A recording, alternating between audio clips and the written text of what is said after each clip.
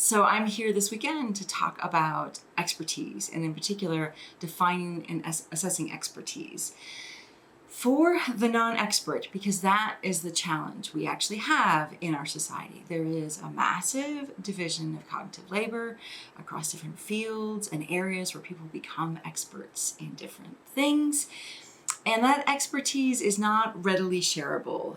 It's not like I can make my expertise fully transparent to others or impart it quickly to others. And that's true for every area of expertise.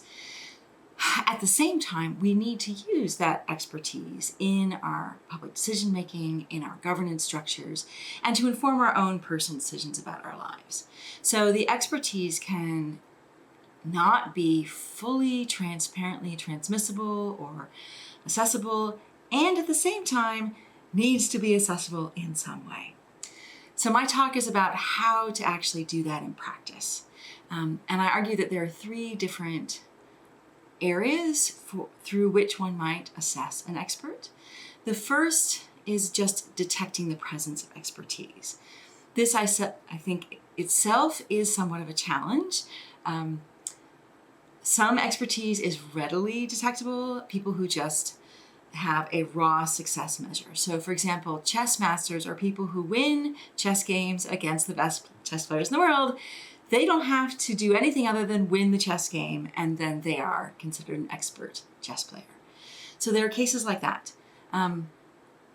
Almost never in public decision-making and governance structures do we have that kind of expertise where it's just success that we can assess them on the basis of. So if we think about all the contested expertise like climate modeling, epidemiological decisions, public health decisions, educational policy decisions, these are all situations where success assessment is very often confounded by the complexity of the world in which we're making decisions.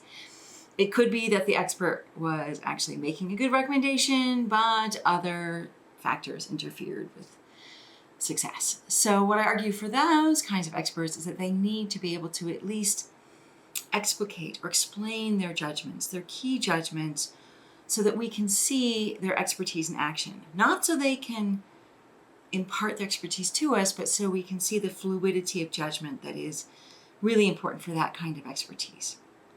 Second thing to assess is the social epistemic community in which the expert functions.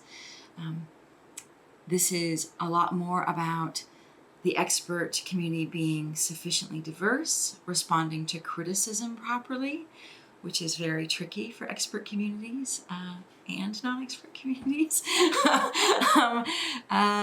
and making sure that no criticism is raised that doesn't go unanswered by somebody, and really sort of having the right kinds of fora for that kind of debate and discussion.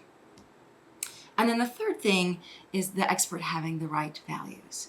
And this includes valuing the process of inquiry itself, but also having shared social and ethical values. This is perhaps the most contentious part of my view, but because social and ethical values are so important in shaping, for example, the scientific research agendas that scientists pursue, how they frame problems, what kinds of methods they deploy, what they exclude as sort of not being within the problem, and how they assess the sufficiency of evidence when they consider the evidence enough to be used as a basis. Social and ethical values are essential for those judgments, and we should trust the experts who would make the judgments like we would if we had their expertise. Of course, we don't have their expertise. So we need to find experts that share our social and ethical values for those key judgments. Those are the ones that are actually trustworthy by us. Now you might be thinking, oh no.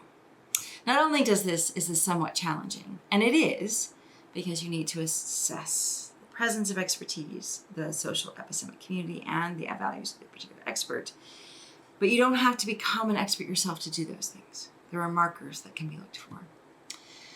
But you might be thinking, does that mean that different people will trust different experts in a pluralist society?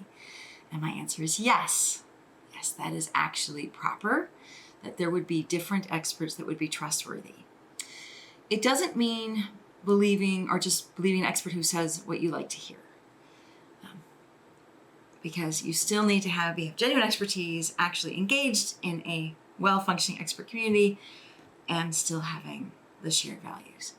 Now, in cases of scientific consensus, and particularly properly formed consensus in a sufficiently diverse actual expert community, which everyone who puts weight on consensus actually has all those caveats. Like just any consensus won't do. It has to be properly formed, i.e. already debated, which means there's been criticism and response for all the main things in a sufficiently diverse community. So various views are already represented and have already had the debate. That is going to be trustworthy by the vast majority of people because it already meets the first, second, and third bases. That's already all there packed in. There already is an expert who shares your values, who's been part of the debate, who's had the proper back and forth. And they are part of the consensus. And so it's all good. But we don't have to wait for consensus, which is a bit of a relief because one of the main strategies of sort of denialists is to monger doubt, as many works have talked about. So waiting for consensus is not necessary when things are still up in the air in an expert community, which they are in so many cases where we already have to make decisions. We can decide to trust experts who share our social ethical values, who are genuinely part of the expert community. Right? So for the non-experts out there, you don't have to become an expert to assess expertise, but you do need to do a bit of legwork. You have to know the expert communities in which a purported expert needs to be engaged. You have to hear how they're explaining their judgments. You have to have a sense of their values to know that they're trustworthy for you. But that is easier than developing the expertise yourself.